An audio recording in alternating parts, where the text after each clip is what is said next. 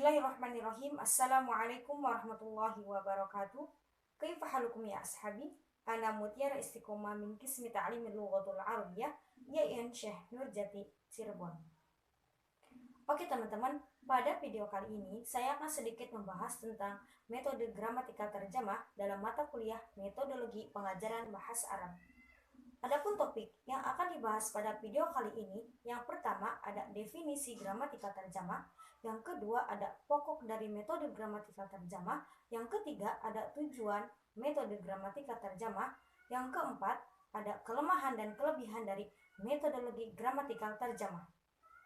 Oke, yang pertama ada definisi metode gramatikal terjemah, yaitu cara menyampaikan bahan pelajaran dengan menghafal aturan-aturan atau berbagai kaidah dalam tata bahasa asing.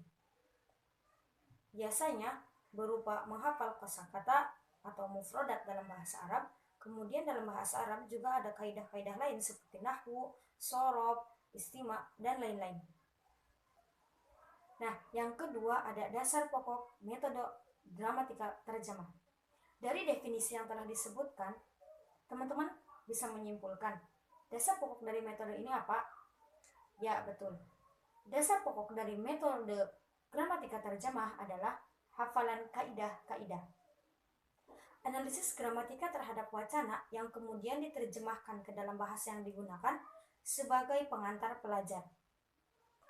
Nah, maka dari itu, titik berat pada metode gramatikal terjemah bukan melatih peserta didik untuk berkomunikasi secara aktif, melainkan melatih peserta didik untuk memahami bahasa secara logis, sesuai dengan analisis cermat terhadap aspek-aspek kaidah bahasa. Nah, selanjutnya ada tujuan metode gramatikal terjemah.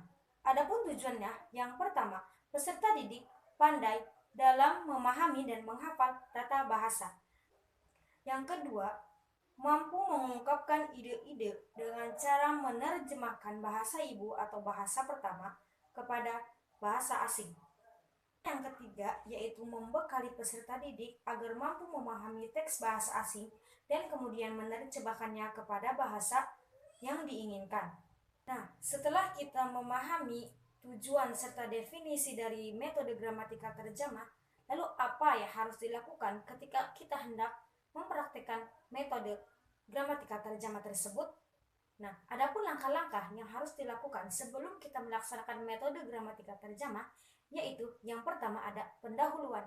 Pendahuluan ini berkaitan dengan penyajian apa saja yang akan disajikan pada saat pembelajaran. Biasanya berupa tes awal materi atau apresiasi terhadap peserta didik.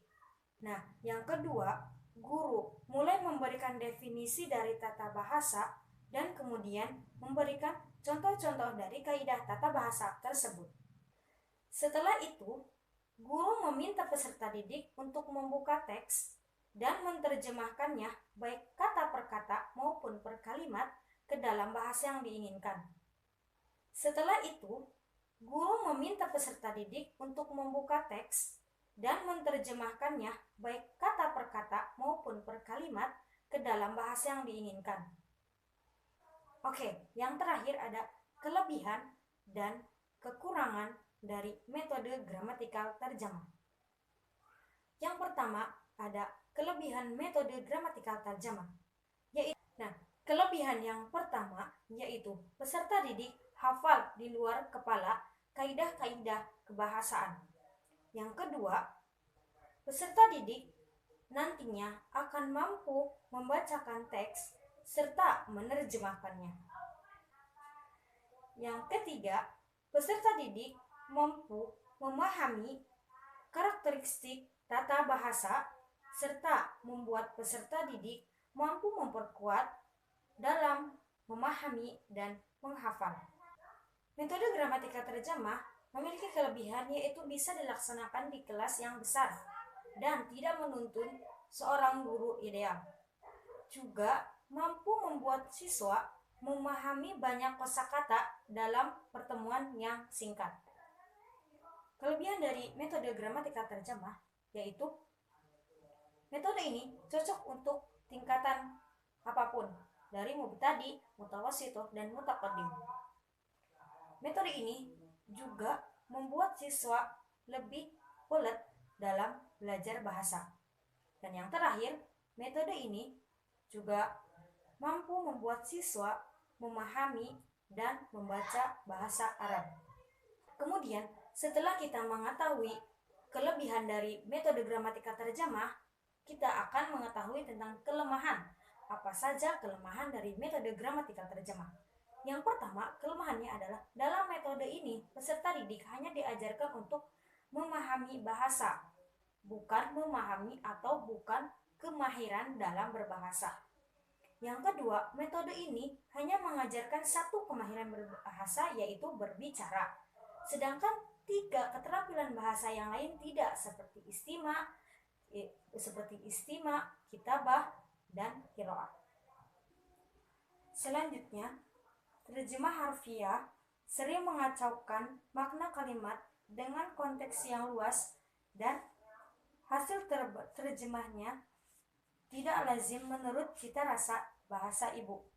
Kemudian, hanya mempelajari satu ragam bahasa yang klasik.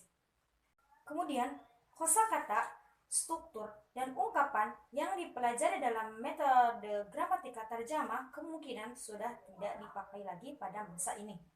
Karena metode ini sudah sangat klasik pada masa sekarang ini. Kemudian, dalam metode ini tidak ada lagi tempat untuk berkreasi dan berekspresi tentang berbahasa. Kekurangan yang terakhir yaitu pada metode ini lebih mengajarkan tentang bahasa daripada berbahasa itu sendiri. Oke teman-teman, mungkin cukup sekian yang bisa saya sampaikan pada pertemuan atau pada video kali ini. Cukup sekian yang bisa saya sampaikan, kurang lebihnya mohon maaf. Assalamualaikum warahmatullahi wabarakatuh.